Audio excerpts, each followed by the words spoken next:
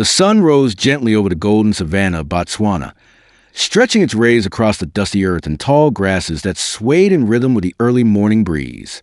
The land was still but alive. In this vast terrain, predators and prey moved in harmony, dictated by instinct and survival. But on one unforgettable morning, something happened that defied everything known about nature. 8-year-old Amara was not supposed to be anywhere near the lion territory. Her village, nestled on the edge of the Kutsa Game Reserve, had strict rules about where children could roam. But Amara, ever curious and with a mind too old for her years, had wandered off during the village's morning water run. The adults were loading buckets, gossiping about the coming rains, and in the distraction, Amara slipped away following something. A sound, a fluttering bird, or maybe just a thrill of adventure.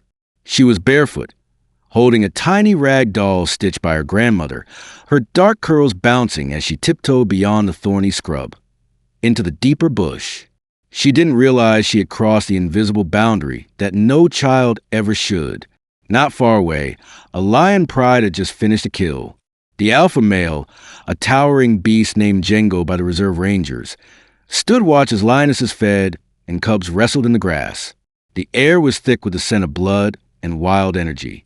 No humans were supposed to be close. But the girl came.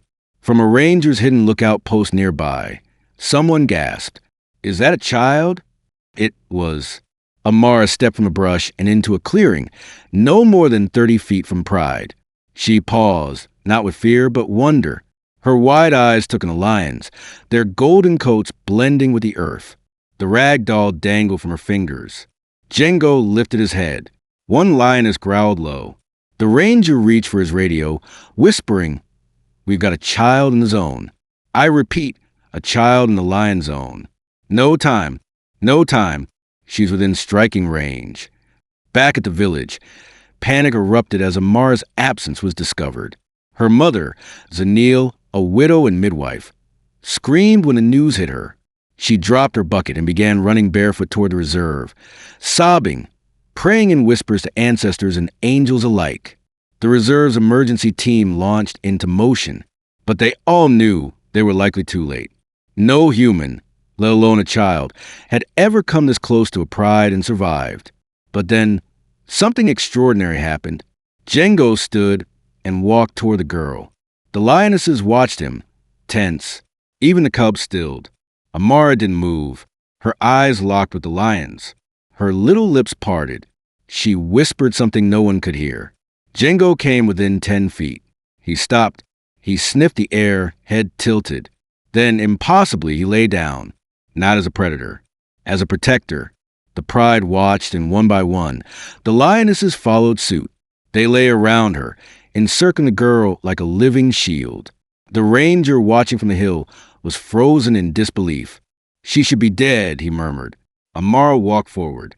With the grace of a child too innocent to fear death, she reached out and touched Jengo's mane. The lion closed his eyes. By the time Zanil reached the zone, escorted by armed rangers, she fell to her knees at the sight. Her daughter, sitting in the middle of a lion pride, stroking the paw of a wild alpha. When they tried to move closer, Jengo growled. Then Amara turned and said, "It's okay." He said, "They won't hurt me." Zanil's heart thundered in her chest. She couldn't move. Her knees sunk into the dust as she reached out toward her daughter. "Amara, baby, please come here." But Amara only smiled, as if she were sitting among old friends. Her tiny fingers traced circles on the lion's paw, and for a moment, the child and the beast shared a silence that seemed sacred. The rangers didn't know what to do. One reached slowly for a tranquilizer dart, but Zanil snapped her head toward him. "Don't you dare," she hissed. "If you hurt him, she'll never forgive you." The standoff lasted for 20 minutes that felt like hours. Then, slowly, Amara stood. The lions remained lying, watching. She skipped lightly across the grass and into her mother's arms. The moment they were clear, the rangers moved in to redirect the pride. But they didn't need to. Jengo stood once more, stretched, and with one final look toward the girl, turned back to the bush. The others followed. Zanil cradled her daughter, whispering over and over, Thank you for giving her back to me." That night, As they sat under the stars on a reed mat outside their hut, Amara finally spoke. "They were sad," she said quietly. "One of their cubs died. Jengo thought I was her. He told me I was safe." Zanil's eyes filled with tears. "You heard him speak?" Amara nodded, serious, not with words. But I understood. Zanil believed her. The entire village did. Word spread like wildfire until journalists and scientists arrived in droves. But the cameras couldn't capture the truth Amara had seen. They wanted headlines. The villagers knew better. What had happened wasn't for spectacle. It was a gift from the wild. A miracle. A few months later, Amara was invited back to reserve, but not to repeat the miracle. Instead, she was asked to speak to children from other villages about respecting nature, about the invisible threads that connect every living thing. "Lions remember," she said during one talk. "They feel more than you think. And sometimes they forgive."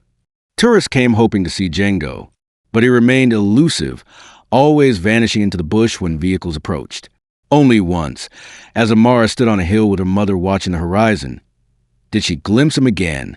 He stood alone in the distance, a dark silhouette against the flaming dusk. She raised her hand slowly. Jengo didn't move, but he didn't turn away either. That was enough. By the time Amara turned 16, her story had circled the globe. Documentaries, school textbooks, even poetry had been written in her honor. But she never craved attention. She wanted something else.